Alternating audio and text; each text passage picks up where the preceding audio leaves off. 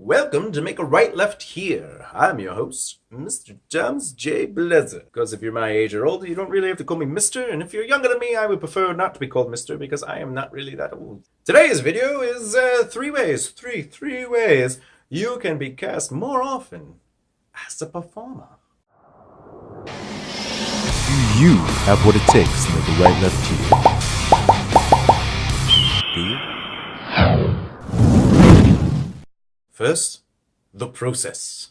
What is the process of being cast in a project? If you said, well, Tom, casting director, you're only half right, my friend. In order of casting power is this: producer, director, writer. Notice I didn't say casting director. It's because a casting director doesn't actually cast you in a project. What they do is a very difficult job in itself. They ultimately compile a whole bunch of names, either names that the director, writer, or producer is like, you know who I have in mind for this? These people.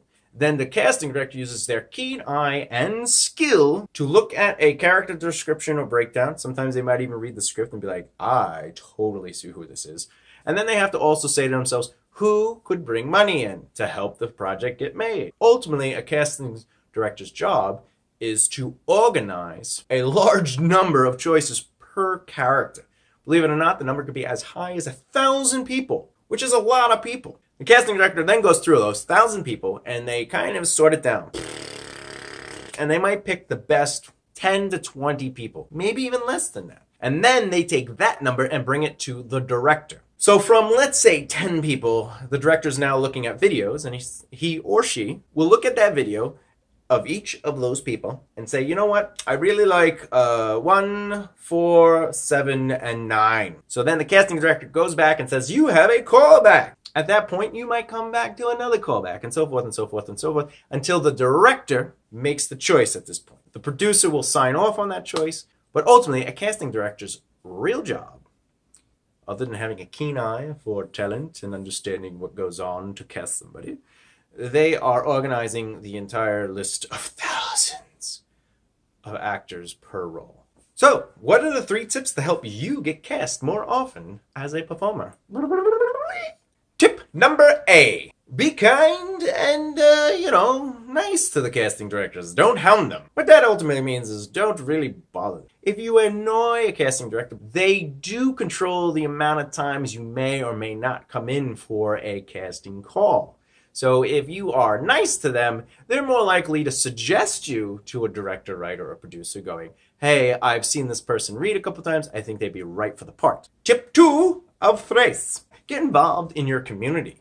Get out there and start meeting people of note. And by people of note, I mean other writers, directors, producers, and of course actors. But mostly writers, directors, and producers. The reason is because the writers, directors, and producers mostly cast projects. Now, on an independent level, a writer might actually have more power to cast someone because the writer usually is the director/producer. But you also want to work with projects where everybody sort of knows their role and is respectful of each person, and they work together to grow together.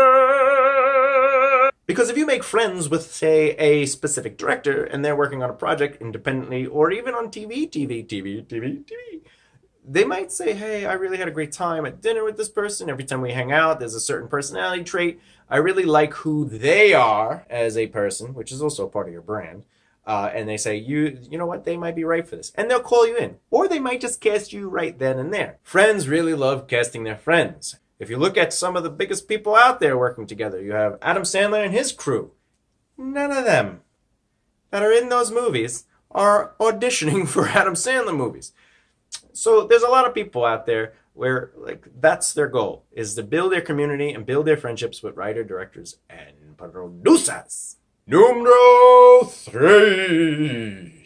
What is the 3rd tip to get cast more often in projects as a performer? Follow-ups. Follow-ups, I'm sure you'll hear on thousands, if not millions of other YouTube videos, books you read, and anyone you talk to, they will say you need to follow up. Why? What is the value of following up? To me, the whole point of following up is the concept of being present and being seen. If you work with somebody on a project, the first thing you need to think of is, how do I say thank you? In any way possible. Not thank you, I really appreciate working with you. And they're like, oh yeah, I really, yeah. You're like, okay, see you next time. No, a real thank you is after the project's done, maybe 3 days after the project's done. You send a nice email or a text or however you can get in touch with them based on whatever contact information you have. Because during the project, you should have been building and cultivating a relationship to the point where you could take your phone out and literally go, so what's your number and email, dude? Or girl? So now you can keep up with them. You can follow up with them. But you should follow up more than one time. The point isn't to do a project and then be like, yo man, totally had fun. I'm gonna send you some flowers. You the bomb. No, the idea is you do that, and then every couple weeks you send something else. Another text or an email, or you interact on their social media. The point is, be seen, be present. The follow-up is important because you may fade from their mind. You don't want to do that. You want to stay present in their ideas because when they are, especially the writer, directors, and the producers, you want to thank all of them because when working on a new project, they will think of you. The other thing is you should really follow up with the cast and the crew because actors work with other actors who work with other directors who work with other writers and producers. And obviously, there's going to become that moment when someone goes, man, we really need this particular character. And someone goes, oh my lord, Thomas J Bellezza is totally that character, man. And then they call you up and go, Thomas, are you busy on Thursday? I got a project for you if you want to do it. Yes, of course I want to do it. So those are my 3 tips to help you get cast more often as a performer.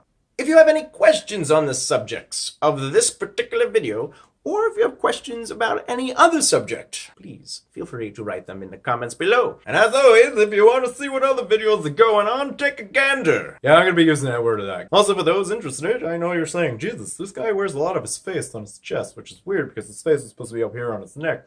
Technically, your face is on your head and your head is on your neck, but I'm just saying, if you're so into the shirt, there's versions of it on the link below in the description.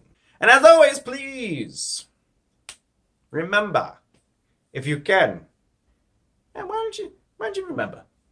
I have a Patreon. The Patreon, you can check it out.